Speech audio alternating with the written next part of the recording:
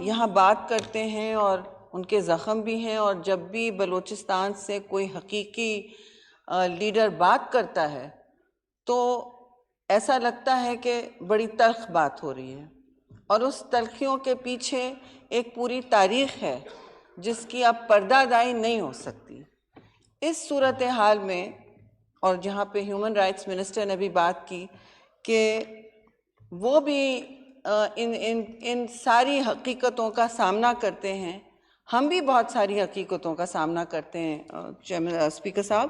بات یہ ہے کہ دہشت گردی سے کوئی پروٹریکٹڈ یا سحر حاصل انگیجمنٹ نہیں ہو سکتا۔ دہشت گرد ہے، وہ وہی رہے گا جس کے لیے اس نے اسلحہ اٹھایا، اور جہاں وہ آپ سے بات کرنا چاہتا ہے تو اس کی پہلے سے پری کنڈیشن ہوتی ہے، وہ اپنے ہتھیار ڈال کے، دنیا بھر کا یہ نظام ہے، ہتھیار ڈال کے بات کرتا ہے، اور ہم سب سافٹ ٹارگٹس بنتے رہیں اور بنتے رہیں گے، لیکن اتنا بھی ہم نہ بولیں۔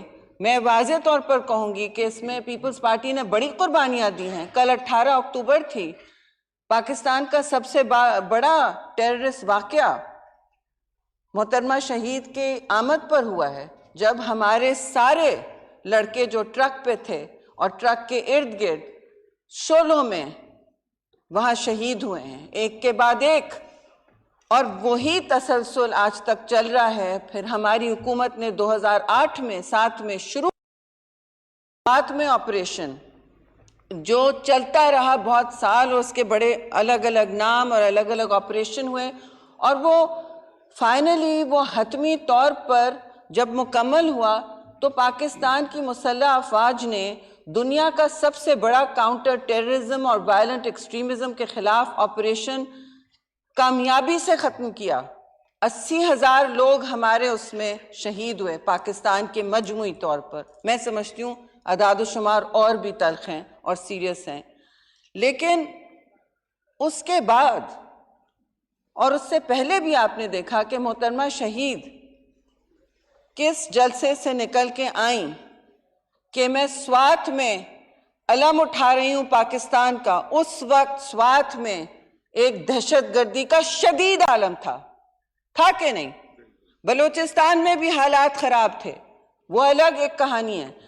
وہاں شدید عالم تھا اور محترمہ شہید نے علم اٹھایا اور کہا کہ ایسا نہیں ہو سکتا کہ کوئی دہشت گرد آ کے پاکستان کا جھنڈا نکالے اور اپنا علم یہاں لگائے، کالا ہو سیاہ ہو کسی رنگ کا ہو، کسی مسلک کا ہو کسی مذہب کا ہو۔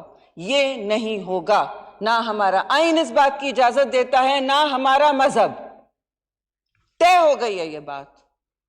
اس کے بعد اسی دن جب انہوں نے کہا کہ میں پاکستان کا علم واپس وہاں لگاؤں گی اور میں بچاؤں گی اور آپ بچائیں گے، تو ان کی شہادت گھنٹے بعد نہیں لگا کہ ان کی شہادت ہو گئی۔ سب کے سامنے ہے یہ بات۔ تو قیمت بھی پاکستان کی قوم نے ادا کی ہے، پیپلز پارٹی نے ابھی بھی میں کہوں گی سب سے زیادہ قیمت ادا کی ہے، چاہے وہ 2018 کی بات ہو، 2007 کی بات ہو اور 2018 اکتوبر کی بات ہو، یا محترمہ شہید کی شہادت کی بات ہو۔ تو ہمیں تو نہیں سمجھ آتی کہ کس طرح کمپرومائز کیا جاتا ہے ٹیررسٹ کے ساتھ۔ ہم نے ہر موڑ پر ڈائیلاگ کی، اس وقت بھی بات کی کہ ضرور جو باشندہ، جو شہری پاکستان کا ہے، اگر وہ ہتھیار ڈالتا ہے اور کہتا ہے کہ میں آئین پاکستان کے احاطے کے اندر کام کروں گا، تو بے شک اس شہری سے مذاکرات ہوں گے، اور ہوئے بھی۔ اس کے بعد جن دہشت گرد کا علم اٹھائے ہوئے تھے شرپسند عناصر، اور وہ شرپسند عناصر سے بہت آگے ہیں، شرپسند تو normal crime and law and order ہوتا ہے، جس نے علم اٹھایا رکھا اس کے خلاف اس اسمبلی میں بے توقیر ہم نے نہیں کیا۔ اس اسمبلی کو جوائنٹ ہاؤس ہم نے بلایا، 4 دن وہ جوائنٹ ہاؤس کلوز ڈور چلا، بلائیں پھر جوائنٹ ہاؤس اسی طرح کلوز ڈور چلا، سحر حاصل ایک قرارداد آئی، اس کے نتیجے میں سارا اپوزیشن ساتھ کھڑا رہا، ہم سب ساتھ کھڑے رہے، اور اس کے بعد ایک کمیٹی بنی، نیشنل سیکیورٹی کمیٹی، وہ پارلیمان کی با اختیار کمیٹی رہی، اور وہ اس میں سارے اہلکار آتے تھے، سب لوگ آتے تھے، پارلیمان میں آتے تھے، اور اس کی وجہ سے آپریشن شروع ہوا۔ اس دہشت گردی کے حوالے سے جو قرارداد پیش کی گئی اور پاکستان میں ایک مجموعی پوزیشن پورے ہاؤسز، دونوں ہاؤسز نے لی 4 دن کے بعد، اور دہشت گردی کے خلاف لمبے اور طویل آپریشن شروع ہوئے۔ اس طویل آپریشن کا میں یہ ضرور کہوں گی کہ ہم نے قیمت بڑی ادا کی، بہت سال چلے یہ آپریشن، لیکن یہ ضرور ہوا، اور اس کا سہرا بالکل پاکستان پر ہے کہ دنیا میں جہاں کاؤنٹر انسرجنسی، کاؤنٹر ٹیررزم کی کوئی تحریک ملٹری، عسکری یا کسی اور قسم کی کامیاب نہیں ہوئی، اس طرح کے وارفیئر میں جو کنونشنل نہیں ہوتا ہے، آپ اس طرح لڑ رہے ہوتے، ایک کنونشنل فورس ہوتی ہے، سامنے 5 گوریلا ہوتے ہیں، وہ آپ کے ساتھ ہائیڈ اینڈ سیک کھیلتے ہیں، ڈھکتے ہیں، چھپتے ہیں۔ ہمارے ہمسائے ملک افغانستان میں 20 سال 40 ممالک کی قوت وہاں موجود تھی، $7 ارب وہاں خرچ ہوئے، آپ دیکھ لیں۔ اور اس میں کیا ہوا وہ سب آپ کے سامنے ہے۔ انہوں نے ڈیفیٹ کیا، ان کا اپنا مسئلہ ہے، وہ انسرجنسی تھی۔ جو پاکستان میں ہو رہا ہے وہ انسرجنسی نہیں ہے، وہ دہشت گردی ہے، اور وہ کبھی مذہب کا نام لیتے ہیں اور اس کے پیچھے اپنے مذموم مقاصد چھپاتے ہیں۔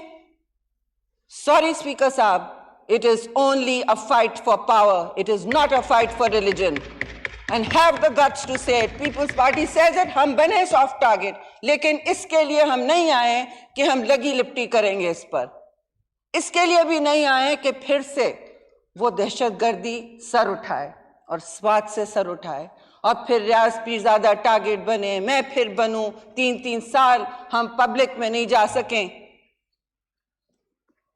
یو تھنک ہمیں پسند ہے اسکواڈ کے ساتھ؟ آج بھی نہیں ہوتا۔ ملک ہمارا ہے، اس کو ہم ہی نے بچانا ہے، تو اس پہ کوئی لگی لپٹی نہیں ہو سکتی، اور آپریشنز ہو رہے ہیں۔ اعتماد میں لینا چاہیے سب کو کہ کس طرف یہ جا رہے ہیں آپریشنز، اور کہاں تک پہنچے ہیں ہم، کیونکہ یہ ہمارے لیے بہت باعث تشویش ہے۔ میری ذات کی کل 18 اکتوبر تھا، ابھی وہ زخم نہیں بھرے ہیں۔ پاکستان's largest terrorist incident۔ اس کے بعد آرمی پبلک سکول ہوا، بچوں کے ساتھ جو ہوا ہے وہاں ہماری فوج، مسلح افواج کے ساتھ کیا ہوا۔ بٹ میں نے بہت فورمز پہ کہا، انٹرنیشنل فورمز پہ، یہ اس طرح کی unconventional warfare is like eating soup with a fork۔ کانٹے کے ساتھ آپ سوپ کھا رہے ہوتے ہیں، آپ 4 پکڑتے ہیں، 400 وہ پیچھے ہٹ جاتے ہیں، کہیں چھپ جاتے ہیں، ڈھک جاتے ہیں۔ تو پاکستان نے بڑی قیمت ادا کی ہے، اور کامیاب آپریشن ہوئے ہیں جو ساری دنیا نے ایکنالج کیا۔ القاعدہ یہاں سے ختم ہوا، اور اب ہمیں ٹی ٹی پی اپنا سر اٹھا رہے ہیں یہاں پہ۔ In what capacity and as what? Citizens of Pakistan? Have they demilitarized? ہمیں دکھائیے، یہ شواہد دکھائیں۔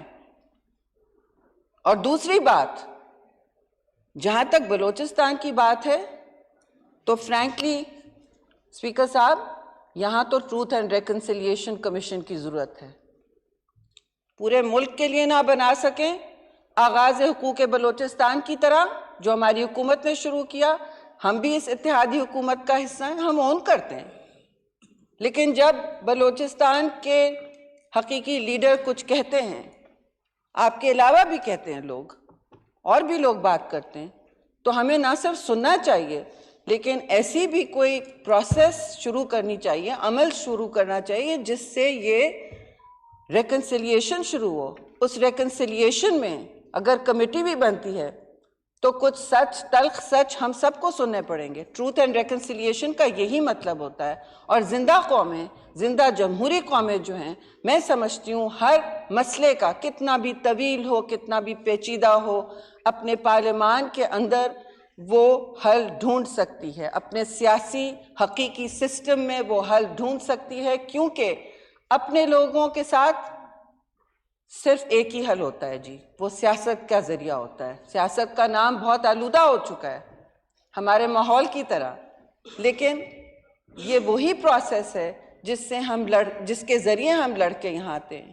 یہ وہی پروسیس ہے جس کے ذریعے یہ ملک بنا، اور یہی ملک بچے گا، اور کوئی پروسیس نہیں ہوگی۔ اور آخری بات میں کہوں گی کہ میں نے جو بھی کہا، میں ٹویٹ پہ ڈالوں، کہاں کروں، میرے خلاف تو بہت ہی غلیظ باتیں چلتی ہیں سوشل میڈیا پہ۔ عورتیں تو ویسے ہی سافٹ ٹارگٹ ہوتی ہیں، سب کو پتہ ہے، ہونے دو۔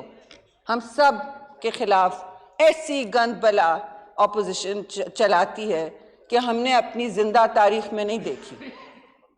جو گند بلا چلتی ہے ہم نے کبھی بھی نہیں دیکھی، اور نہ دیکھنا چاہتے ہیں، لیکن ہم کوئی فورم نہیں چھوڑیں گے، یہ بھی یاد رکھیں۔ اور کسی کو، اور میں کسی کی اس وقت اپالوجی نہیں کر رہی ہوں، کسی لیجسلیٹر کو، کسی کو بھی، کسی باشندے کو بھی نہیں، اس کا اپنے الفاظ کے لیے کوئی ایسی بات ہو، ہمیں سوچنا چاہیے کہ ہماری عدالتیں بھی کس لیے ہیں۔ شکریہ جی۔ نہیں، عدالتوں کا بھی میں کہنا چاہتی ہوں کہ میری اطلاع میں 52 کیسز پڑے ہوئے ہیں، اس سے زیادہ کیسز پڑے ہیں ہماری عدالتوں میں جو ہیومن رائٹس کے ہیں۔ اچھا ہوگا کہ ہماری معزز عدالتیں بھی ان کیسز کو آگے لیں، ان کے آنریبل جو ججز ہیں ہمارے بہت با اختیار ہیں، اور اللہ ان کو اور بھی اختیار دے، لیکن ہمارے اختیار میں تو یہ ہے کہ ہم بات کریں اور اپنا سیاسی حل ڈھونڈیں، اور جو عدالتوں کا کام ہے وہ بھی کریں۔ ہیومن رائٹس کے کیسز بہت رکھے ہیں وہاں، کچھ اس کے بارے میں بھی کیجئے اور آگے بڑھیے، کیونکہ آپ کے ہاتھ میں جو اختیارات ہیں وہ تو ہم سب جانتے ہیں کتنے ہیں، اور ہم سب اس کی عزت بھی کرتے ہیں۔ تو ان الفاظ کے ساتھ میں شکریہ ادا کرتی ہوں آپ کا۔ Thank you. شکریہ جی۔ اناؤنس کرنے دے، آج وزٹر گیلری میں موجود